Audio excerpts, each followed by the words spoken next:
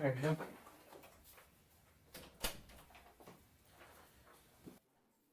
Sorry for the intimidating atmosphere. You're not in any kind of trouble whatsoever.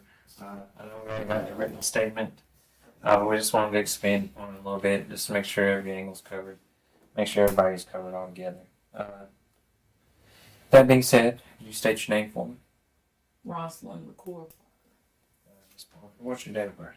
6281. Again, I'm Detective Perry with the police department here, assigned to the CID.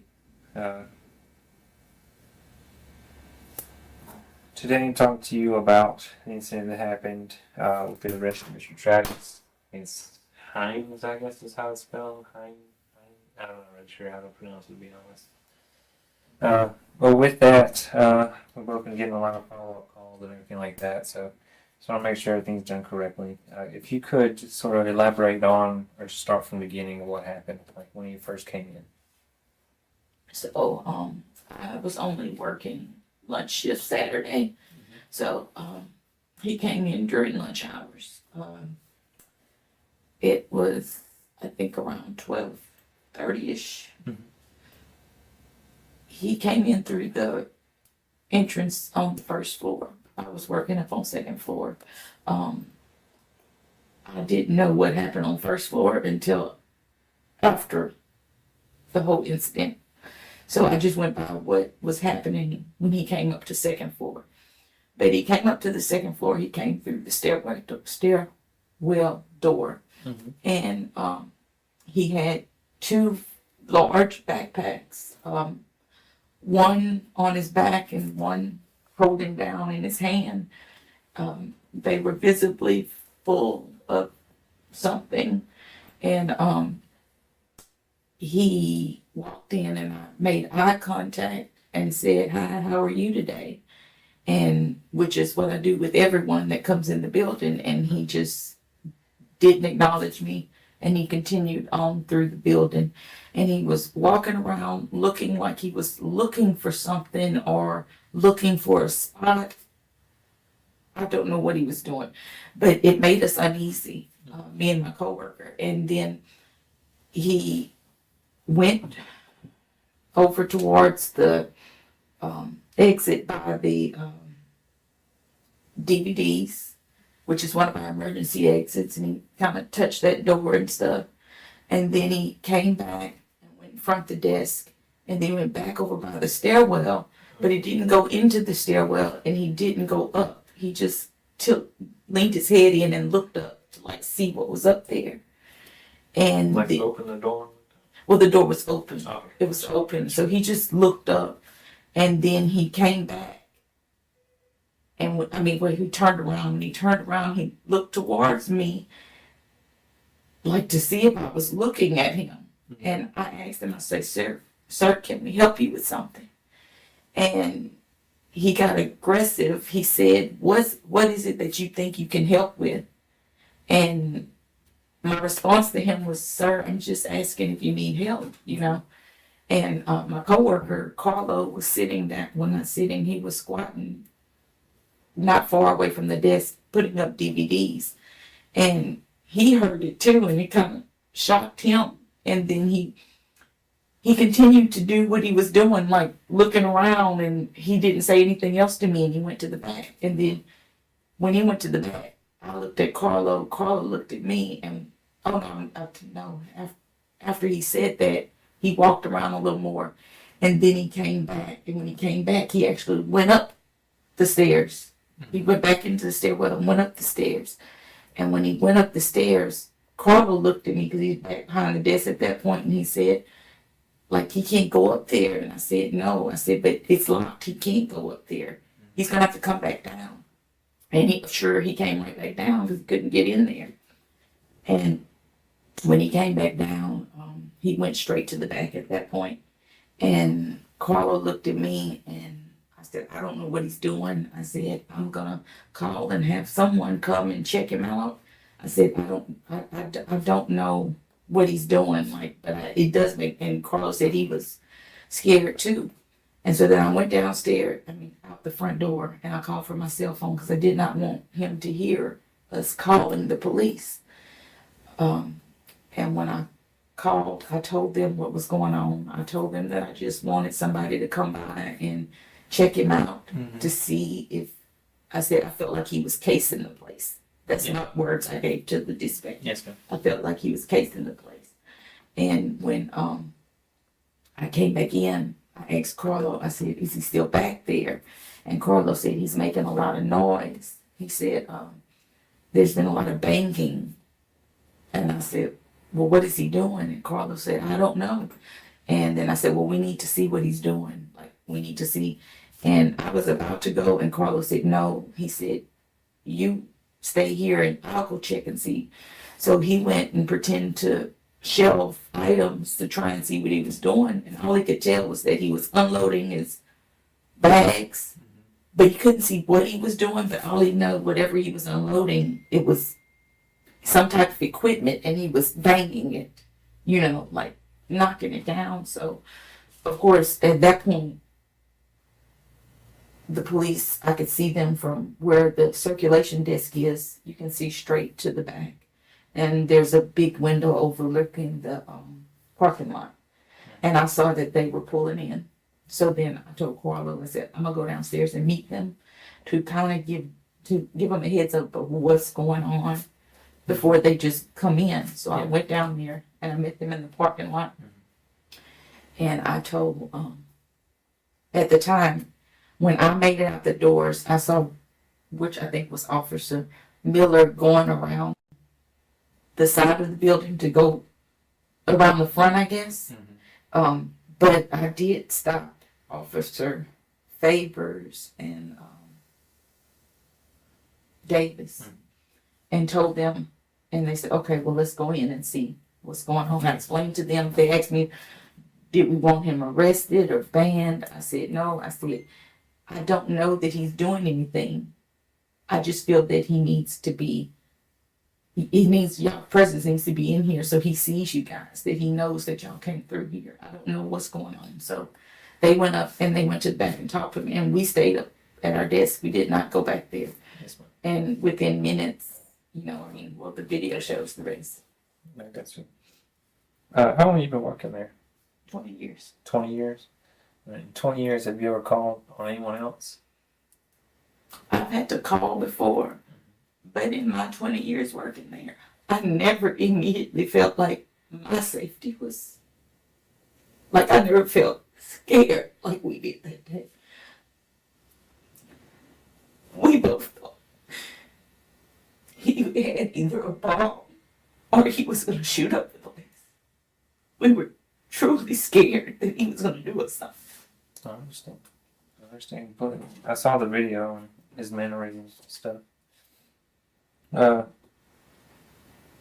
So like, short of like, what I mean by call, I mean, I'm not meaning like people not returning things or anything like that, but just suspicious people in the building. This is one of the few, very, very, very few, if not only, times you've called the police in regards to feeling scared, you said? Yes, we've called for other things, but not to this level, no. Okay. And whenever the police got there, you gave them the same synopsis you gave me, you gave them also. So they had a good idea of what they're going in there for. Are you familiar with what happened up there or why it led to that? Do you understand that? Maybe I can clear some things up for you if you're wondering how the arrest went. No, I saw the videos. Yeah, I guess. And I saw them. I didn't. I mean, Yeah. he did. He wouldn't answer him. Yeah. So, it's pretty by the book kind of stuff. Whenever a citizen calls and they ask that we check into someone or check into anything per se, and then they give the same descriptors that you gave, that they're acting odd, they're suspicious, whatever that degree of suspicion may be, that's still in Louisiana, it's what we call reasonable suspicion that they either have committed, about to commit, or actively committing a crime. Whenever that happens, when you're in that reasonable suspicion area, that's when the offender or the suspect, wherever the term may be for them, they have to identify themselves to law enforcement. When he refused to do so, I think 2 or 3 times, that's when he was arrested. So that's how they arrested him, in case you're wondering. So we didn't even really get to finish out the purpose of his actions or anything along those lines, and he didn't want to speak about it either. So, uh, personally, that's just me, Detective Perry. I think he purposely intended to go in there, set up a film thing, set it up, and bait everybody into exactly what happened. If you watch his channel, he does it all over the place. This is the kind of things he does, and I guess the calls that follow afterwards are things that happen, off camera, and there's things that each place he's gone to, the same thing has arisen. So, if you're getting any kind of actual threats, and if you want to report it, you're more than welcome to after this interview. You can report the threats. If you understand you're getting threats, at the very minimum, at least an annoyance of the massive flow of calls. So, understand it's extremely mentally hard thing to do. Just sit there and take the punishment of call after call. I wanted to get you coming here and just sort of make sure that we have everything right. There's a big difference between seeing someone's face, like me speaking to you, and seeing the emotions that you're having, as opposed to a written statement. So it's always better, in my opinion, to have an actual video statement of what happened. And that's why I wanted you in here today, sort of tell me, and I can see how you felt, and then if it needs to push into the case, I can see how you felt. So if this goes to a jury trial, which potentially could, potentially couldn't, it's just a misdemeanor crime that he committed. However, if that happens, it's best that we know that you truly were afraid. As you can see, I didn't egg you in on that and try to get you to come in here and say that. You and Mr. Carlo are having the same feelings. We spoke to him yesterday. So you've been there 20 years, just to recap on everything, you've been there 20 years. So you got a good idea of what the average person coming in there to do does, right? Comparing his actions to the normal person, everyday person, is night and day. It's way different, right? Okay. So that in and of itself raises some red flags for you, right? Okay. We have homeless people coming all the time. It wasn't anything to do with him being homeless, or it was his actions. Oh, I understand completely. Checking the exits, his aggressive mannerisms, just all around being a shady fella. I understand why it would put you at ease.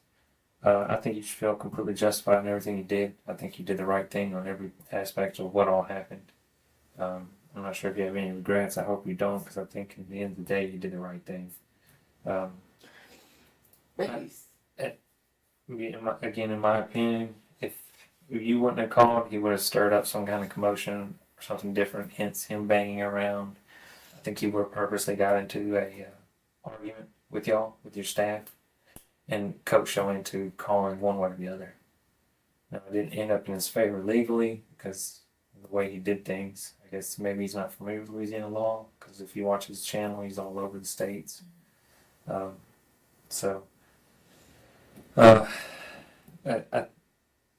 was inevitable. He was going up. It sucks that he picked Natchitoches. It sucks that he picked your library during your shift. But at the end of the day, he got what he was going in there for. He would have done it one way or the other. So don't feel like you've done the wrong thing, or you shouldn't have done what you've done. I think everything you did was correct. Well, so what I do though with this, these people that are like telling me on the phone that they know where we live now, what do I? So those, that stuff that we have to forward over to my high-tech crime unit guy. If you want to pursue charges, or you want to get to a resolution or something along those lines, after this interview is over, I'll refer you to do another statement for him, and you can sort of go along. We can go into pressing charges on that kind of stuff. Yeah. I assume things will calm down after a while, just like it has in all the other places he's gone to. We're just in the eye of the storm right now.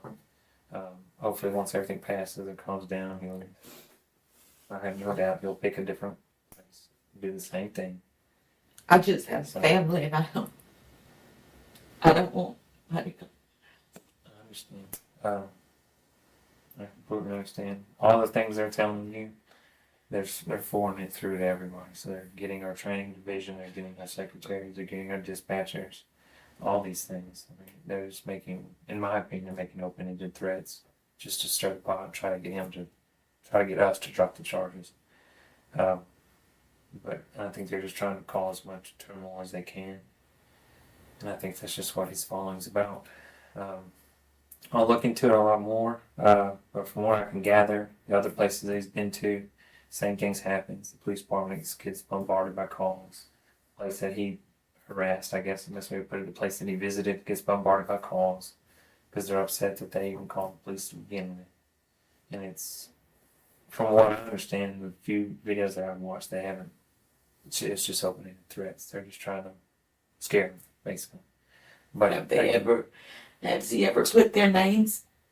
I know he puts the police department's names up, but has he ever put, like, the libraries he's went to and stuff? Has he ever put their names up? From the video I saw, he put up an elderly lady's name. Apparently she was, I don't know how the hierarchy goes.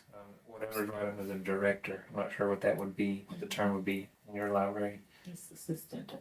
Okay. Well, she was there, and you can watch the videos with it. She was there, and they were having an argument online, basically, and he forwarded because she called the police. He put her name around there. But as far as I know, nothing happened to the director to it. A lot of phone calls, a lot of harassment, a lot of stuff like that. But as far as I know, no physical action. I can double check again, make sure. But again, it's, you don't want to ever gamble on safety. So if you feel like you're truly threatened, feel free to do a report. We can look into it a little further. We're not technically allowed to look into anything unless you file a report. So just keep that in mind. If you want us to pursue it and look into it, just let us know. We can do that. But it's one of those things, in my opinion. He's looking for YouTube hits, and he's one of those the police guys.